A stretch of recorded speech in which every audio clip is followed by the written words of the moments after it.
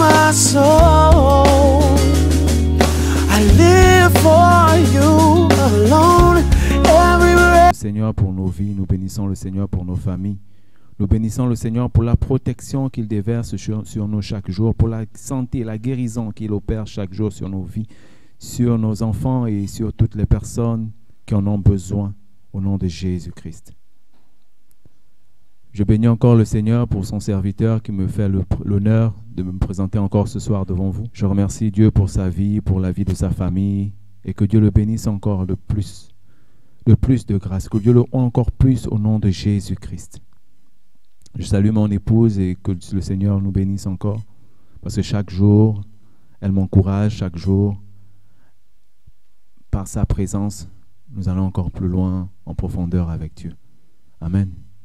Et je bénis tout le corps du Christ présent en ces lieux, ainsi que le peuple de Christ qui me regarde au travers de ce live. Amen. Amen. Donc ce soir, nous nous retrouvons encore pour nos jeudis de victoire, afin de libérer encore le message que Dieu a bien voulu mettre en moi, pour que cela libère ou enseigne encore quelqu'un parmi nous, et que le Seigneur soit encore glorifié dans la vie de tout un chacun. Comme nous le disons très souvent, le jeudi de victoire n'est pas un jeudi où nous venons obtenir des victoires dans des guérisons, dans des miracles, dans le spectaculaire.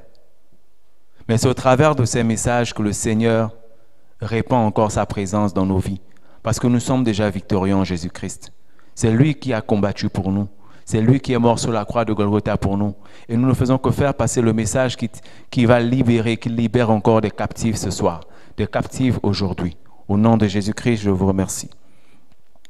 Alors, ce soir, nous aurons comme thème pour ce jeudi de victoire, l'unité de la foi. Si nous sommes dans le groupe d'exhortation, de lecture, de méditation, nous voyons que ce matin, nous avons lu Éphésiens 4. Et Éphésiens 4 nous parlait de l'unité de la foi. Pourquoi ce thème? Déjà, depuis quelque temps, dans le domaine professionnel, c'est quelque chose qui me revient toujours. Travailler en équipe, l'esprit d'équipe, l'unité. Et en méditant encore ce matin, ça m'est directement revenu. Pourtant, j'avais déjà laissé la lecture, mais dans la voiture, j'avais déjà un thème. Et du coup, j'ai reçu ce thème, l'unité de la foi. J'avais complètement oublié ce matin que je l'avais lu.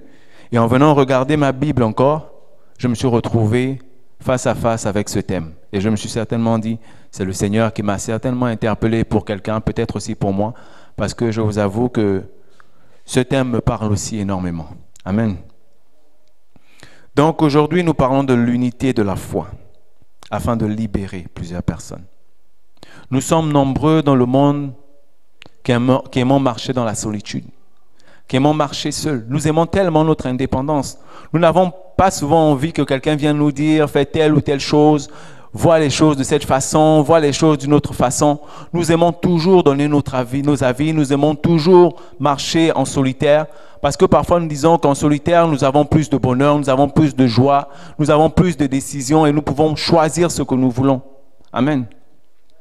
Plusieurs personnes croient qu'en étant solitaire, cela apporte le bonheur. Plusieurs personnes croient qu'en étant solitaire, ils pourront recevoir toute la gloire, ils pourront recevoir tous les honneurs, ils pourront recevoir toute la richesse, ils pourront tout recevoir seuls. Amen. Mais s'il y a quelque chose que nous devons apprendre aujourd'hui, c'est que Jésus, même Jésus lui-même n'a pas marché seul. Amen. Même Jésus lui-même n'a pas marché seul. La parole de Dieu nous dit que Jésus, quand il a commencé son ministère, il s'est entouré des apôtres. Il s'est entouré de 12 personnes afin de faire l'œuvre de Dieu, afin de commencer le ministère que Dieu lui avait donné. Donc nous devons comprendre déjà par là que la solitude, c'est vrai, pendant un temps, quand nous commençons souvent le ministère, nous sommes parfois seuls. Mais seul Dieu, seule l'unité nous permet d'obtenir des victoires. Seule l'unité nous permet de pouvoir conquérir. Parce que seul on peut gagner des batailles. Seul on peut arriver à avoir quelques succès. Mais quand on est une équipe, quand on est unis, nous gagnons des victoires. Nous obtenons des victoires. Que ce soit dans la vie spirituelle comme dans la vie physique, c'est pareil. Nous obtenons des victoires quand on est unis. Nous obtenons des victoires quand on est une équipe. Amen. Donc, nous allons lire le verset de base, Éphésiens 4, 11, 13. Éphésiens 4, 11, 13. Nous l'avons lu ce matin. Et il a donné les uns comme apôtres, les autres comme prophètes, les autres comme évangélistes, les autres comme pasteurs et docteurs, pour le perfectionnement des saints, en vue de l'œuvre du ministère et de l'édification du corps de Christ, jusqu'à ce que nous soyons tous parvenus à l'unité de la foi et de la connaissance du Fils de Dieu, à l'état d'homme fait, à la mesure de la stature parfaite de Christ. Amen.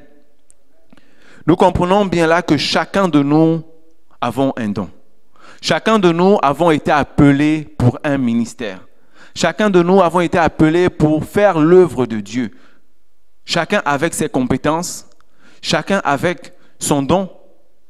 Mais tous ces dons, la parole de Dieu nous dit dans le verset 13, jusqu'à ce que nous soyons tous parvenus à l'unité de la foi. Ça veut dire qu'un docteur ne peut pas se mettre à travailler seul dans son ministère. Un pasteur ne peut pas se mettre à travailler seul dans son ministère.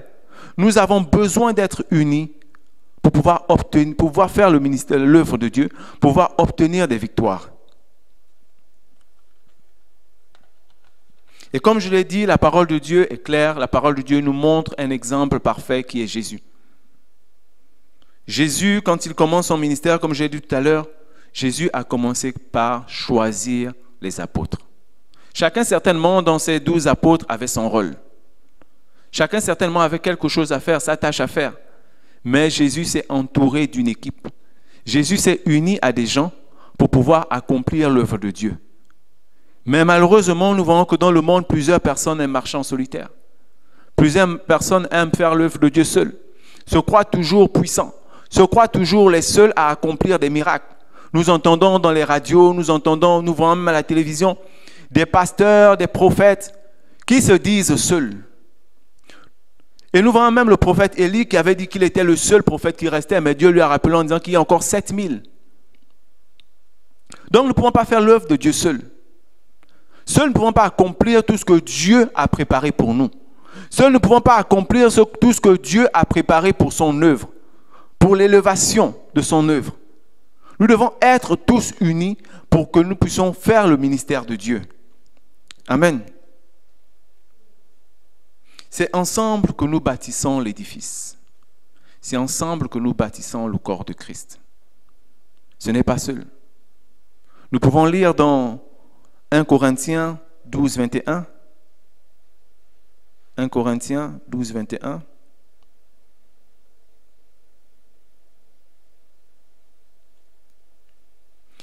Qui nous dit, on va commencer au verset 20. Maintenant donc, il y a plusieurs membres et un seul corps. L'œil ne peut pas dire à la main, je n'ai pas besoin de toi, ni la tête dire aux pieds, je n'ai pas besoin de vous. Nous formons tous un seul corps en Jésus-Christ. Vous savez, une équipe de football, pour ceux qui aiment le football, ne peut pas gagner le match avec un seul attaquant, avec un seul joueur. C'est toute une équipe qui gagne le match. C'est toute une équipe qui obtient la victoire. Cela est aussi vrai dans le monde spirituel. Cela est aussi vrai que quand nous comptons les uns sur les autres, nous sommes plus forts devant nos ennemis. Nous sommes plus forts devant tous ces obstacles que nous rencontrons sur notre chemin. Le Seigneur voudrait que nous puissions former un seul corps. Mais le corps n'est pas juste la tête. Le corps, ce n'est pas juste le doigt. Il y a un proverbe dans le monde qui dit « Un seul doigt ne peut pas laver le visage ». Donc nous comprenons que ce sont tous les 5 doigts et toute la main qui lavent le visage. Nous ne devons pas nous dire que chaque jour, nous pouvons marcher seuls. Nous ne pouvons pas marcher seuls parce que même Jésus n'a pas pu marcher seul. Même Jésus avait besoin de ces 12 apôtres pour répandre l'évangile, pour partager la bonne nouvelle. Dans les différentes réunions que j'ai eues tout récemment, quand je vous dis ce message est venu, c'est parce que ça revenait à chaque fois que quand nous sollicitons, quand nous allons pour des marchés, c'est souvent bon d'être en équipe. Parce que parfois, nous ne pouvons pas voir ce que l'autre a vu. Ou nous pouvons voir ce que l'autre n'a pas vu. Ou nous pouvons avoir les capacités que l'autre n'a pas. Le corps du Christ, c'est un ensemble de membres. Le corps du Christ n'est pas juste une personne. Très souvent, nous pensons que nous sommes seuls à pouvoir faire telle ou telle chose dans l'Église. Nous pensons que nous sommes les seuls à pouvoir dominer sur un domaine précis. Les chantres, la personne qui a la caméra, mais toutes ces choses-là ne peuvent se faire que si nous sommes ensemble. C'est ensemble que nous remportons des victoires. Amen. Nous lisons Marc 3, 13 à 19.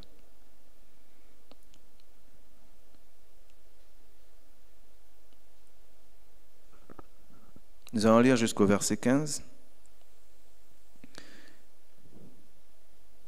Il monta ensuite sur la montagne, il appela ce qu'il voulut, et ils vinrent auprès de lui. Il en établit 12 pour les avoir avec lui, et pour les envoyer prêcher avec le pouvoir de chasser les démons. Nous comprenons que nous parlons toujours de Jésus. Je reviens sur Jésus parce que Jésus est l'exemple parfait. Il n'y a pas un autre exemple qui puisse dominer encore Jésus, qui puisse dépasser Jésus. Jésus qui avait toutes les capacités. Jésus, on peut dire, Jésus qui est Dieu, avait toutes les capacités, mais Jésus avait besoin d'être accompagné. Frères et sœurs, quand Dieu nous appelle au ministère, devons nous dire chaque fois que nous avons besoin d'aide. Nous avons besoin des personnes autour de nous. Même si nous sommes loin, tellement loin, mais nous avons toujours besoin d'une personne à notre aide, à nos côtés. Vous savez, il y a beaucoup de choses qui peuvent se passer que nous ne pouvons pas voir. Il y a des moments difficiles que nous pouvons passer, parfois qui nous empêchent même de nous mettre dans une intimité avec Dieu. Et ce sont des frères ou des sœurs qui vont nous épauler. Alors, pour la raison une, je vais dire, marcher ensemble permet d'avoir des gens qui peuvent nous épauler quand nous sommes dans la faiblesse. Marcher ensemble permet d'avoir des gens qui peuvent nous épauler quand nous sommes dans la faiblesse. Souvent, nous nous trouvons faibles devant les tentations. Souvent, nous nous trouvons affaiblis devant la maladie. Souvent, nous nous trouvons affaiblis devant des situations difficiles. Mais seuls en équipe, nous pouvons avoir la victoire sur cette faiblesse. Seuls en équipe, nous pouvons dominer ces obstacles. Amen. En deuxième point, en communauté, on apprend plus. Vous savez, quand on marche en groupe ou quand on marche en communauté, c'est aussi instructif. Parce que nous apprenons beaucoup des autres. Nous apprenons beaucoup, même du plus petit du groupe, même du plus petit de la communauté, même du plus faible de la communauté. Parce que ces faiblesses vont nous permettre d'être encore plus forts. Mais si nous marchons seuls, nous allons forcément tomber tôt ou tard. Vous savez, la parole de Dieu, ou je vais dire, la parole de Dieu, comment je peux le dire? La parole de Dieu, en image, ça montre la vie spirituelle comme un chemin. Ça montre la vie spirituelle comme un chemin. Ça nous dit que nous sommes, très souvent ça parle du chemin que nous marchons sur un chemin. Et voilà, la parole de Dieu compare la vie spirituelle à un chemin. Mais le chemin, pourquoi? Parce que chaque fois que nous marchons, nous devons savoir que nous marchons avec des gens. Que c'est l'Esprit Saint qui nous conduit, nous ne marchons pas seuls. Nous marchons avec l'Esprit Saint. Un simple petit exemple, quand vous marchez sur une route tout seul, même s'il fait jour, vous aurez peur. Surtout avec tout ce qui se passe, des crimes rituels, vous aurez peur de marcher sur cette route seul. Même quand vous envoyez votre enfant chez le boutiquier, vous avez peur quand la route est déserte. Vous préférez qu'il y ait des gens qui traversent et qui se mettent à marcher un peu partout comme au marché? Mais nous avons peur quand nous sommes seuls, à plus forte raison la nuit. Alors quand la parole de Dieu compare la vie chrétienne, la vie spirituelle au chemin, c'est pour nous emmener à comprendre que nous ne sommes pas seuls. Si déjà nous ne sommes pas seuls et que nous sommes accompagnés du Saint-Esprit, combien de fois Dieu voudrait que nous puissions former un seul corps avec les frères et les sœurs au milieu de nous? Dieu veut que nous puissions marcher en nous soutenant les uns les autres, dans la faiblesse, dans le malheur, dans la souffrance, même dans la joie. Dieu voudrait que nous puissions chaque jour nous soutenir. Dieu ne voudrait pas que nous marchions seuls et que nous fassions le ministère seuls. Sinon, Jésus avait toutes les capacités. Jésus avait toute la puissance. Mais Jésus était toujours entouré. Quand Jésus va à Gethsémani le dernier jour pour prier, Jésus amène toujours avec lui 3 de ses disciples ou 2 de ses disciples, 2 de ses apôtres. Parce que Jésus aimait être accompagné. Jésus savait que c'était important d'avoir toujours des personnes autour de nous. Dans la faiblesse, Jésus savait qu'il pouvait compter sur Pierre. Parce que quand les pharisiens voulaient attraper Jésus, ou bien quand ils commençaient à lapider Jésus, Jésus se faufilait au milieu de ses apôtres. Et il le faisait parce qu'il savait qu'il était entouré. Mais s'il était seul, forcément il aurait pris des cailloux. Quand nous sommes seuls, nous prenons des coups que nous pouvons éviter quand nous sommes en communauté. Le Seigneur voudrait que ce soir, nous apprenions que la solitude, oui, mais nous devons comprendre que pour faire le ministère de Dieu, pour obtenir des victoires, il nous faut avoir une communauté sur laquelle nous pouvons compter. Il nous faut être en équipe. Il nous faut marcher dans l'unité de la foi. Parce que seuls dans l'unité, nous sommes forts. Seuls ensemble, nous formons le corps du Christ. Le corps du Christ est un ensemble de personnes. Nous sommes tous des membres. Et un seul membre sur un corps ne peut pas faire un corps. Il faut les pieds, il faut les bras, il faut la tête, et ainsi de suite. L'œil ne peut rien sans la tête. La bouche ne peut rien sans le nez. Alors nous avons tous besoin d'être unis. Nous avons tous besoin de nous dire chaque fois que Dieu nous appelle au ministère, que nous sommes appelés à remplir une tâche ou une activité au sein de l'Église, que nous devons chaque fois regarder à nos côtés et ne pas nous dire que nous sommes seuls. Amen.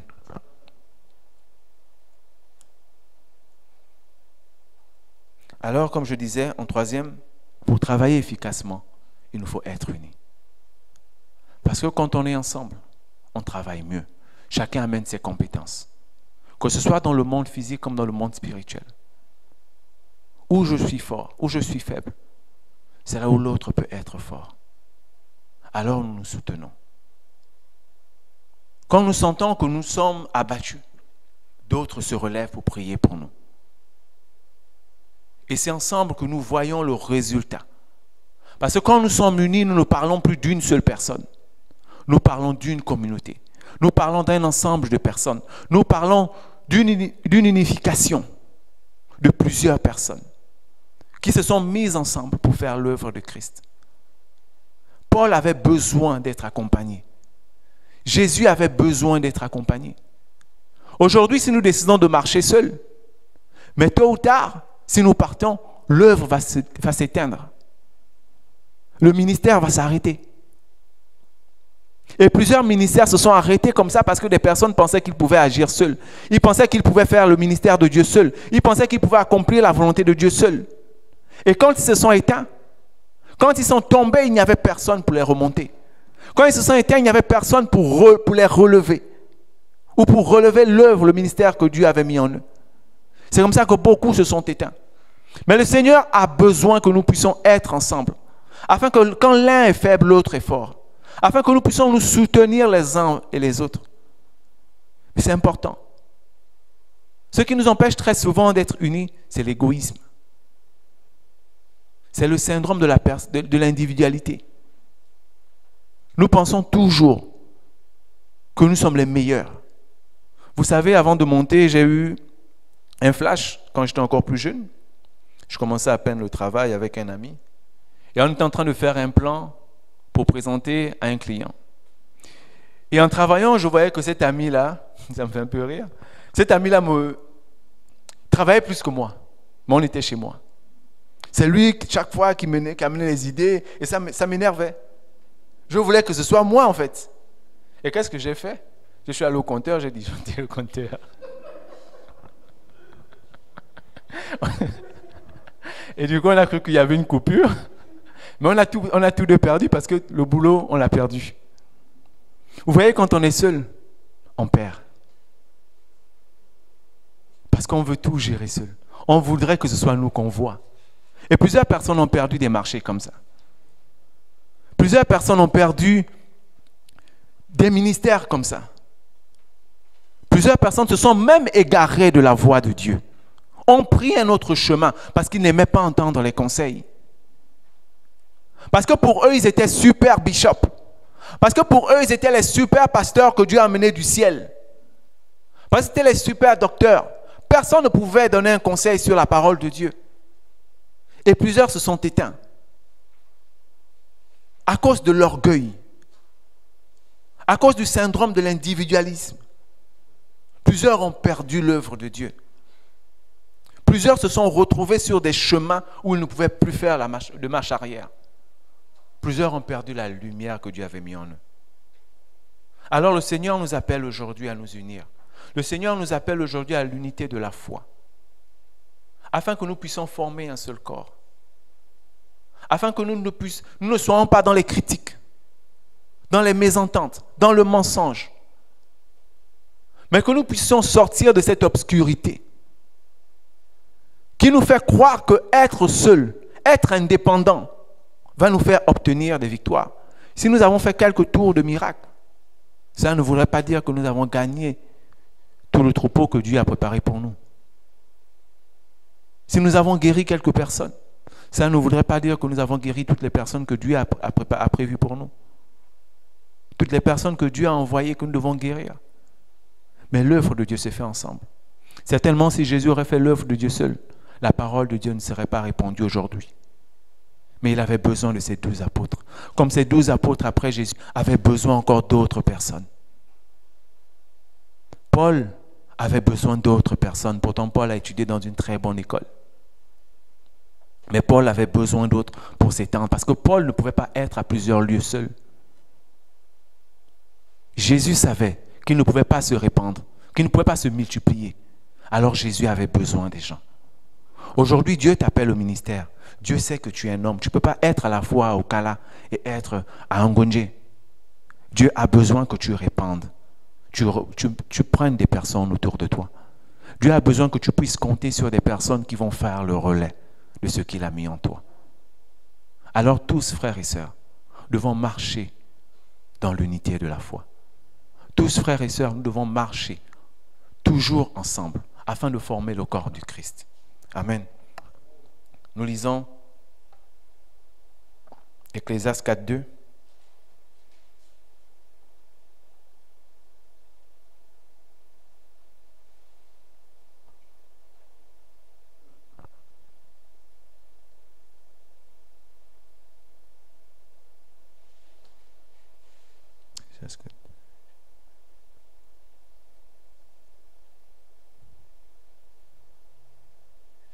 Je me suis trompé de verset, excusez-moi. On va lire Matthieu 18:20. Matthieu 18:20.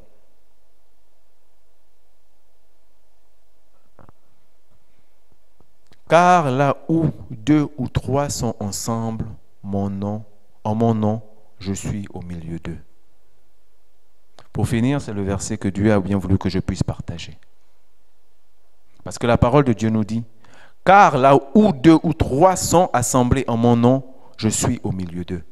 Il aurait pu commencer par 1. Ça ne veut pas dire que Dieu ne sait pas compter quand il commence par 2. Mais il sait pourquoi il dit 2. Parce qu'à 2, on est plus fort. Ainsi de suite. Nous allons revenir. Ecclésiaste 4:9.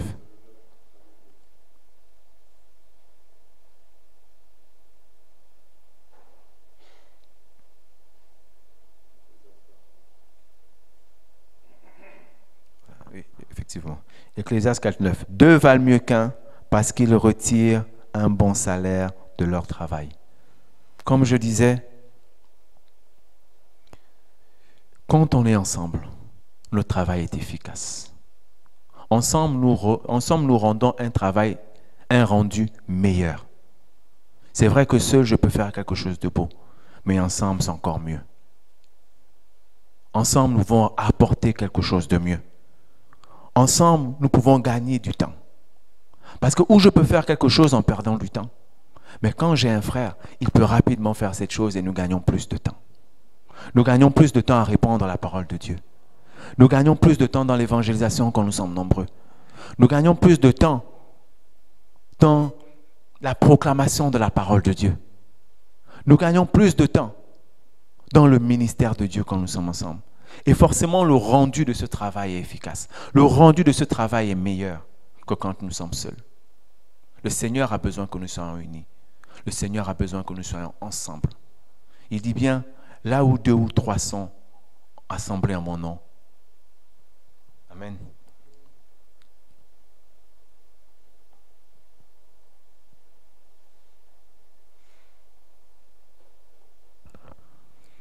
Là où 2 ou 3 sont assemblés en mon nom, je suis au milieu d'eux. Donc le Seigneur a besoin que nous nous retrouvons comme ça ensemble. Parce que quand nous sommes là, le Seigneur est content. Il sait que son corps se forme. Mais si nous marchons seuls, nous serons très facilement à la merci de nos ennemis, à la merci de toutes les personnes qui ne veulent pas que la parole de Dieu sorte de nos murs. Alors soyons toujours ensemble pour la parole de Dieu. Soyons toujours ensemble pour répandre la bonne nouvelle, afin que nous puissions accomplir et faire le ministère, l'œuvre de Dieu, comme Dieu l'a prévu pour nous. Que le Seigneur soit glorifié. Nous allons prier pour cette parole. Éternel mon Dieu, nous te bénissons, nous te rendons grâce. Parce que c'est toi qui nous fortifie. C'est toi qui nous remplis. C'est toi, Père éternel, qui permet à ce que nous puissions, Père éternel, nous aider les uns les autres, nous secourir les uns les autres. Père éternel, tu as dit là où 2 ou 3 sont assemblés en ton nom, tu es au milieu d'eux. C'est pourquoi, Seigneur, nous te bénissons, nous te disons encore merci. Parce que nous savons, Père éternel, que tu es là présent au milieu de nous. Seigneur, c'est ensemble, Seigneur, que tu restaures les cœurs. C'est ensemble, Père éternel, que tu fortifies le faible. C'est ensemble, Père éternel, que tu nous permets, Seigneur, de voir, Seigneur, où nous sommes faibles, Seigneur. Permets-nous chaque jour, Seigneur, de ne pas croire, Seigneur, que nous sommes, Seigneur, arrivés, Père éternel. Permets-nous, Seigneur, de ne pas croire, Seigneur, que nous nous suffisons, Père éternel. Nous avons besoin de toi, Seigneur. Afin d'être unis, Seigneur, nous avons besoin que tu répandes en chacun de nous ta parole et que nous puissions, Père éternel, être humbles de reconnaître, Seigneur, que sans l'autre, nous ne sommes rien, Seigneur. Que sans l'autre, nous ne pouvons rien, Père éternel. Seigneur, nous avons besoin de toi. Merci encore pour cette parole, Seigneur, que tu as libérée ce soir. Seigneur, merci encore parce que tu as touché des cœurs et tu m'as encore touché ce soir. Je crois, Seigneur, que tu as interpellé plusieurs personnes. Je crois, Seigneur, que tu nous as interpellés, Seigneur. Et nous voulons chaque jour marcher en nouveauté de vie avec toi. Merci encore, Père éternel, pour ces moments que nous avons passés dans ta présence. Maintenant que nous allons nous séparer, Seigneur, nous te bénissons. Te disons encore merci, Seigneur, pour ces moments que nous avons passés dans ta présence. Te disons merci, Seigneur, pour ton Saint-Esprit qui se répand chaque jour au milieu de nous. Seigneur, prends le contrôle de nos véhicules. Garde-nous sur nos chemins, Seigneur, de retour, et que toi seul demeures dans nos maisons au nom de Jésus-Christ. Amen.